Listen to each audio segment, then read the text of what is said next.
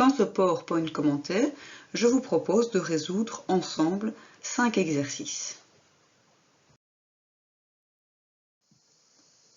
Voici les énoncés de ces 5 exercices.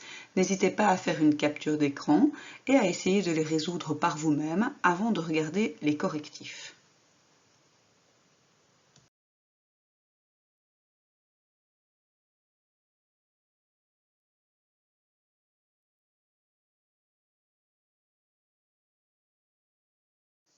Dans le premier exercice, on vous dit qu'une solution A renferme 0,1 mol de carbonate de sodium. Et on vous demande dans un premier temps de calculer le pH de cette solution. La première chose à faire est de déterminer l'espèce qui est présente en solution. Est-ce un acide? Est-ce une base? Un mélange tampon? Un hydrogénocèle? Est-ce une espèce faible? Est-ce une espèce forte? Le carbonate de sodium est un sel. Il va donc se dissocier en 2Na+, plus CO3 Na+ n'a aucune propriété acido-basique. Par contre, CO3 est une base faible. Nous devons donc calculer le pH d'une solution de base faible. Nous écrivons donc la réaction entre la base CO3 et l'eau. Cette réaction sera équilibrée et elle va générer HCO3- plus OH-. Nous établissons le bilan. Les quantités à l'équilibre vont être la concentration initiale de base moins ce qui a réagi pour le CO3 et nous allons générer X mol par litre de HCO3- et X mol par litre de OH-. Nous pouvons alors écrire l'expression de la constante d'équilibre, Kb, qui va être égale à x carré divisé par 0,1 moins x. La valeur de Kb se trouve grâce à la relation pKa plus pKb d'un acide et de sa base conjuguée est égal à 14. Nous savons que pKa de HCO3- est égal à 10,4. Le pKb de CO3 vaut donc 14 moins 10,4, c'est-à-dire 3,6. Et dès lors, le Kb va valoir 10 exposant moins 3,6. Une fois la valeur de X qui correspond à la concentration à l'équilibre en ion OH- trouvée, on peut trouver la concentration à l'équilibre en ion H3O+. Grâce à la relation, la concentration à l'équilibre en OH- fois celle en H3O+, est égale à 10 exposant moins 14. Une fois que nous avons la concentration à l'équilibre d'H3O+, nous pouvons rapidement calculer le pH qui est égal à moins le log de cette concentration à l'équilibre. À 100 ml de cette solution A, qui était une solution de Na2CO3, on va ajouter 20 ml d'acide chlorhydrique 0,1 mol par litre et on nous demande à nouveau de calculer le pH du mélange. La première chose à faire ici, selon moi, est de voir si les deux espèces en présence vont réagir. Nous avons d'une part du Na2CO3. Nous avons bien compris que le sodium, l'ion sodium n'a pas de propriété acido-basique, mais que CO3 est une base faible, auquel on vient ajouter de l'acide chlorhydrique qui est un acide. Ces deux espèces vont donc réagir, vu que nous avons en solution une base faible et un acide fort. Je vous conseille donc de commencer par écrire cette réaction et par établir le bilan, c'est-à-dire calculer les nombres de moles initiaux de chacune des deux espèces présentes et voir ce qu'il nous reste à la fin de la réaction chimique. Nous pouvons constater qu'une fois que la réaction a eu lieu, il nous reste des ions carbonates, CO3 et des ions hydrogénocarbonates, HCO3-. À nouveau, il faut se demander si ces deux espèces peuvent réagir entre elles. Ce n'est pas le cas, car nous avons un acide et sa base conjuguée. Nous sommes ici dans le cas d'un mélange tampon.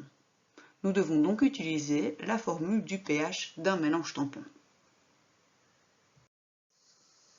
Pour rappel, le pH du mélange tampon est égal au pKa de l'acide du mélange tampon, c'est-à-dire dans notre cas HCO3-, plus le logarithme du rapport du nombre de moles de base du mélange tampon, c'est-à-dire CO3-, sur le nombre de moles d'acide du mélange tampon, c'est-à-dire HCO3-.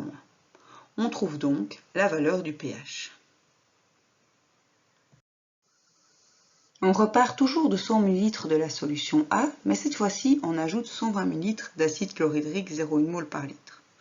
Comme pour l'exercice précédent, commençons par écrire la réaction entre CO3- et HCl. En établissant le bilan, on constate qu'à la fin de la réaction, il nous reste de l'HCl et du HCO3-. Comme tout à l'heure, demandons-nous si ces deux espèces peuvent réagir entre elles. Ici, c'est bien le cas. En effet, HCO3- est un ampholyte, il peut jouer le rôle d'acide ou de base, il reste de l'acide fort, HCO3- va donc jouer le rôle de base et une deuxième réaction va avoir lieu. Nous écrivons donc l'équation de la réaction entre HCO3- et HCl et nous établissons le bilan. À la fin de la réaction, il nous reste H2CO3 et HCO3-. Nous avons donc un mélange tampon, nous avons un acide et sa base conjuguée. Cette fois-ci, l'acide du mélange tampon est H2CO3, nous allons donc utiliser sa valeur de pKa. En introduisant Nb et Na dans la formule du pH du mélange tampon, nous trouvons la réponse à l'exercice. Nous partons toujours de 100 ml de la solution A, mais cette fois-ci, on ajoute 200 ml d'acide chlorhydrique, 0,1 mol par litre. À nouveau, on nous demande de calculer le pH du mélange. Nous savons maintenant que CO3- et HCl vont réagir ensemble. Nous pouvons donc écrire l'équation de la réaction et faire le bilan. Comme pour l'exercice précédent, on voit qu'il nous reste du HCl et du HCO3- et que ces deux espèces peuvent réagir ensemble.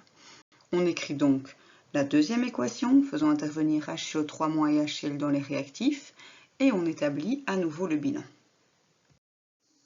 On constate qu'à la fin de la réaction, il reste uniquement du carbonate d'hydrogène, qui est un acide faible. Nous devons donc calculer le pH d'une solution d'acide faible. Nous écrivons dès lors la réaction de l'acide faible avec l'eau, réaction équilibrée, et nous établissons le bilan en posant X comme inconnu.